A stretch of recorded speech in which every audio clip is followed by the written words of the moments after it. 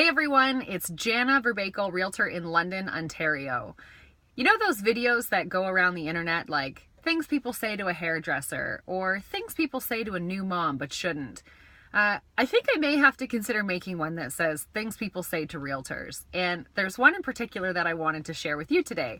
And that's just because our market right now is really, really crazy and things are selling very quickly. So my client actually, who is planning on putting up her house for sale in about 2 months' time, was out for dinner with her brother. And they were talking about the sale and how we had been planning to get all this work done and how we had sort of made a plan for her and her family to get out of the house for a few days because it's very likely that this house will sell in a few days. And so he said to her, which she thought was funny and shared with me, he goes, well, if your agent's going to sell your house so fast, shouldn't she be giving you a discount? And she laughed because she gets it.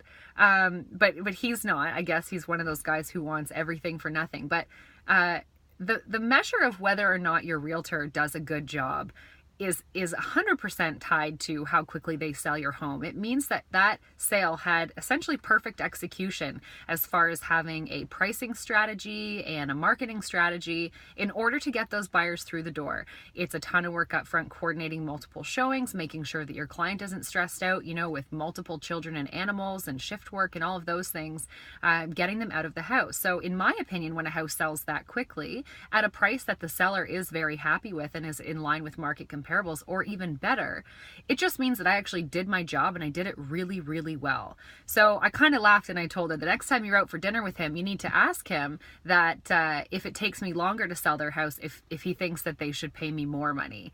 And she sort of laughed about that because obviously she knew that that was not the case. But just a funny kind of story I wanted to share with everyone because I don't know how other people feel about it, but that really is the truth.